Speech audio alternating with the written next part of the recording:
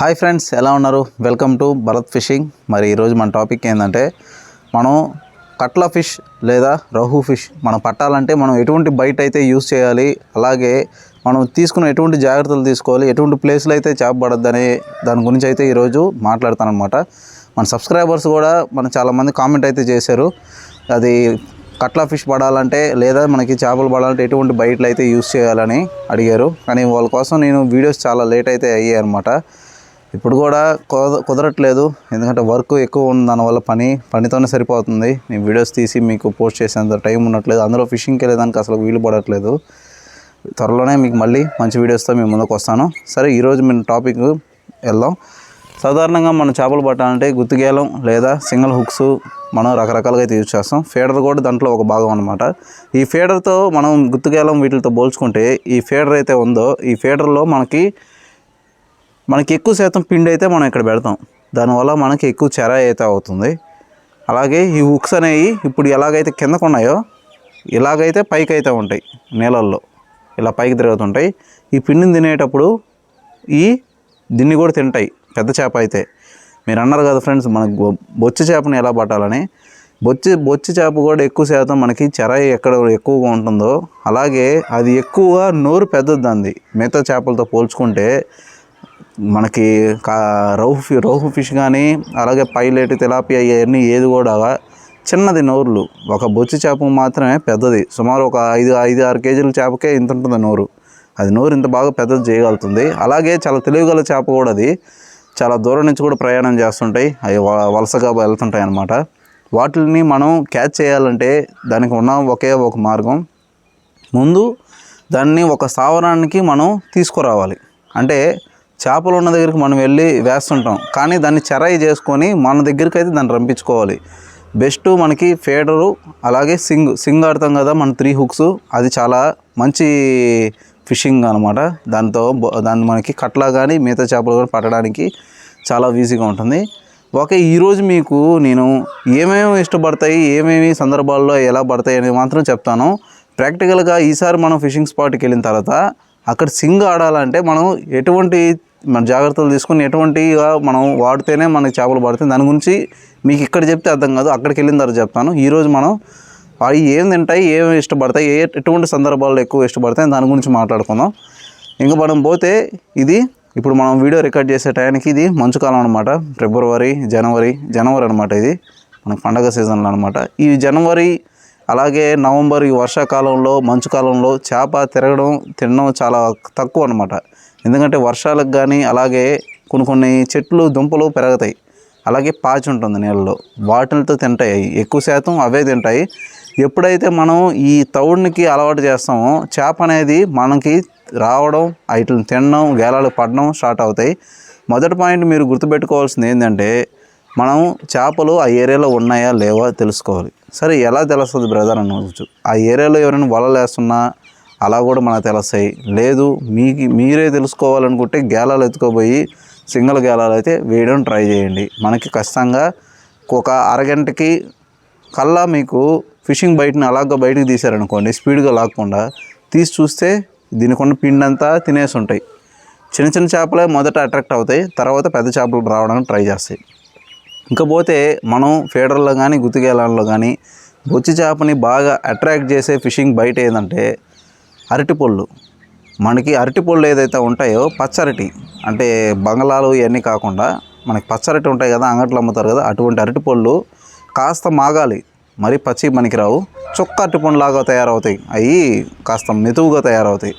వాటిని తౌడు గోధుమ పిండిలో కలుపుకొని, కోడిగుడ్లు కానీ వేసుకొని మీరు కానీ కలుపుకొని, వాటర్ మిక్స్ చేయకూడదు, నైట్ కలుపుకోవాలి. ముందు రోజు పక్క రోజు ఫిషింగ్కి వెళ్ళాలి.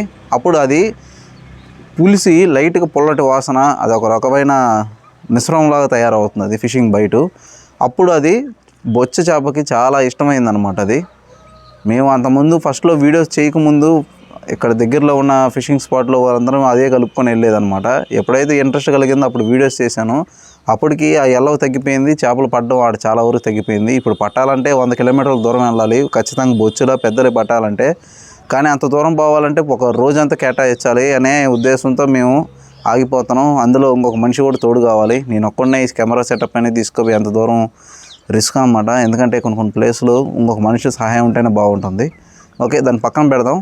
ఎప్పుడు కూడా చేప అనేది లోతు ప్రాంతంలో ఉండడానికే ఇష్టపడుతుంది. బొచ్చ అలాంటివి చిన్న ఏంటంటే పావుతాల మీద ఎదురేదడానికి ట్రై చేస్తాయి. కానీ బొచ్చ మాత్రం ఇవన్నీ లోతు ప్రాంతాల్లో ఎప్పుడైతే ఆహారం తిని మళ్ళీ సేఫ్గా వస్తాం అనుకున్న ప్లేస్లోనే ఎక్కువ శాతం అవి సావరాన్ని అంటే ఇల్లు లాంటిది ఏర్పాటు చేసుకొని వచ్చి తినిపోతుంటాయి అన్నమాట. ఇలాంటిది మీరు తయారు చేసుకోవాలి.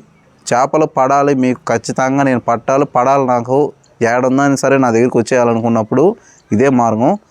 మనం ఒక మంచి ప్లేస్ అయితే సెలెక్ట్ చేసుకోవాలి. ఆ ప్లేస్లో ముందు మనం చెరాయి చేసుకోవాలి. చెరాయి అంటే చేసే ముందు ఆ లోపల గింపలు ఏమి లేకుండా తీసుకోవాలి. అది మీకోసం ఖచ్చితంగా చేసి చూపిస్తాను ఆ వీడియో కూడా.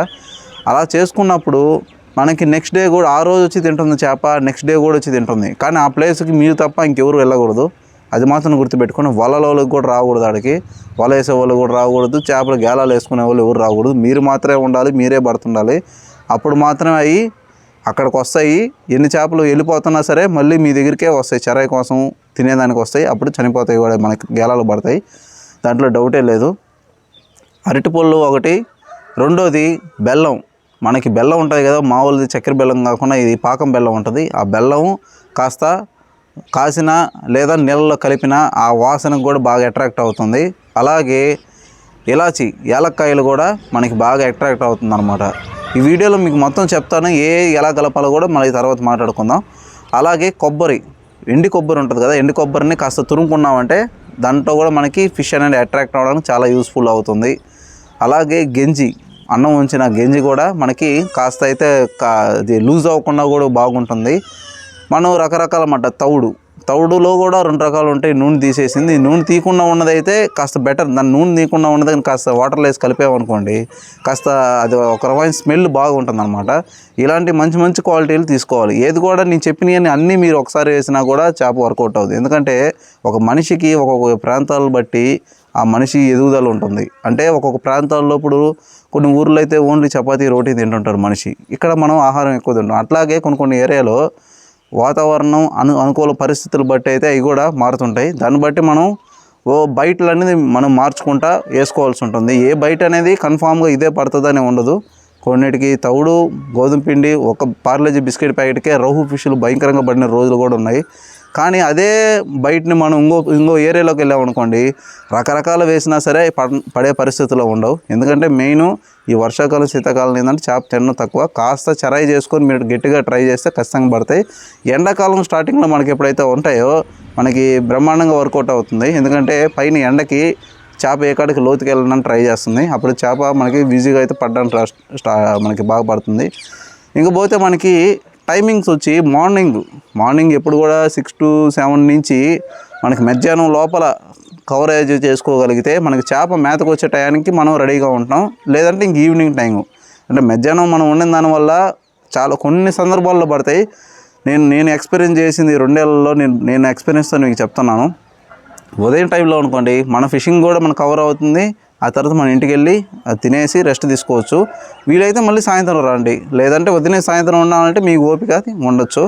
ఇంకపోతే నేను చెప్పాను కదా, బెల్లము, అరటిపళ్ళు, అలాగే కొబ్బరి, ఇంకపోతే మనకి తేనె, వీటిలో లైట్గా పసుపు కొద్దిగా, ఇవన్నీ కూడా చేపని అట్రాక్ట్ చేయడానికి ట్రై ఉంటుందన్నమాట.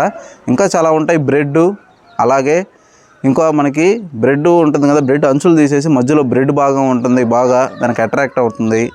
తేనె, మనకి ఇవన్నీ దాల్చిన చెక్క, ఇవన్నీ దానికి ఇష్టమైన పదార్థాలు అన్నమాట. మొక్కజొన్న పొత్తులు ఉంటాయి కదా, అవి కూడా ఉడికిచ్చి దాన్ని ఫీడర్లో కలిపి అయితే పెడుతుంటారు. ఇవన్నీ కూడా వాటికైనా ఇష్టం. కాకపోతే ఇవన్నీ మీరు డే బై డే అలవాటు చేసుకుంటా దాన్ని బట్టి అయితే ఉంటుందన్నమాట.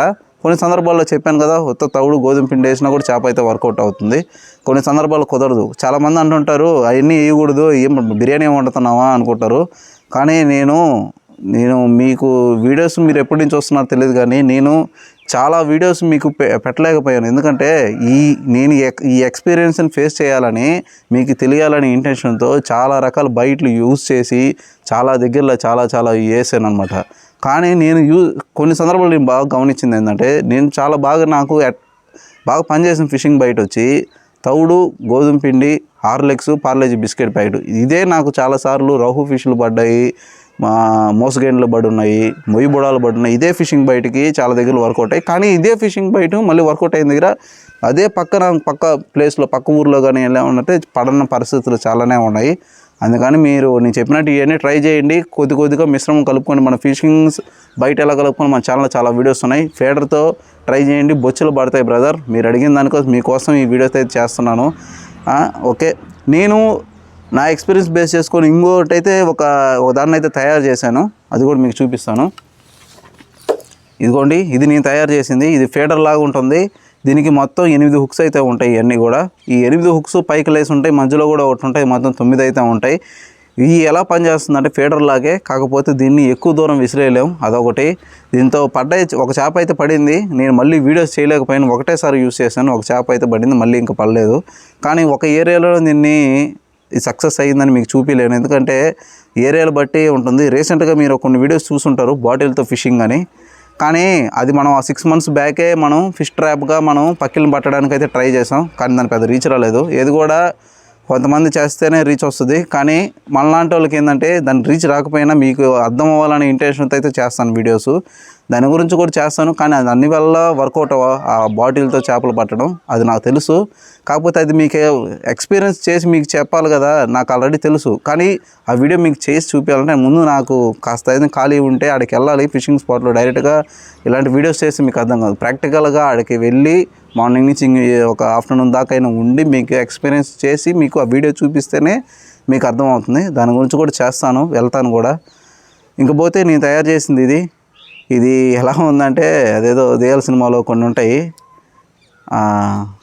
అలా ఉంది చూడడానికి. కానీ ఇది కూడా బాగా వర్కౌట్ అవుతుంది. దీన్ని అభివృద్ధి తీసుకొచ్చి దీని గురించి కొద్దిగా అక్కడక్కడ తిరిగి మీ ముందు ఖచ్చితంగా దీని వీడియో కూడా చేసి చూపిస్తాను.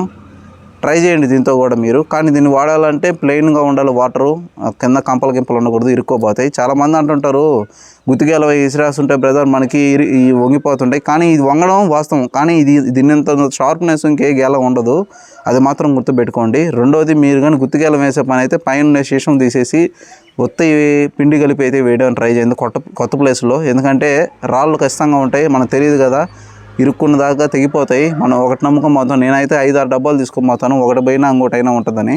నేను తెలిసిన స్పాట్లోనే ఎక్కువ పోతుంటాను. మాకు దగ్గరలో ఉండేది అదే 15, 20, 30 కిలోమీటర్లోనే ఉంటాయి.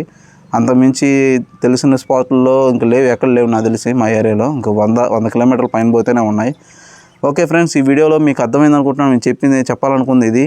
ఓకే, నీకు నెక్స్ట్ వీడియోలో మీకు చూపించాల్సింది మనకి సింగ్ ఆడాలంటే ఎలాంటి ప్లేస్ అని క్రియేట్ చేసుకోవాలి, చెర ఎలా చేసుకోవాలని చూపిస్తాను. రెండోది, బాటిల్తో ఫిషింగ్ చేస్తున్నారు కదా, అసలు ప్రాక్టికల్గా అది వర్కౌట్ అవుతుందా, ఎటువంటి సందర్భాల్లో చేపలు పడతాయి, దాని గురించి కూడా నేను క్లియర్గా ఎక్స్ప్లెయిన్ చేస్తాను. ఆ వీడియో కూడా మీకు ముందుకు తీసుకొస్తాను. అంతవరకు ఉంటాను. నెక్స్ట్ వీడియోలో వస్తాను. ఆ వీడియోని అసలు లైక్ చేయండి, సబ్స్క్రైబ్ చేసుకుని ఫ్రెండ్స్ అండ్ ఫ్యామిలీ షేర్ చేయండి. నెక్స్ట్ వీడియోలో ఉంటాను. Bye bye.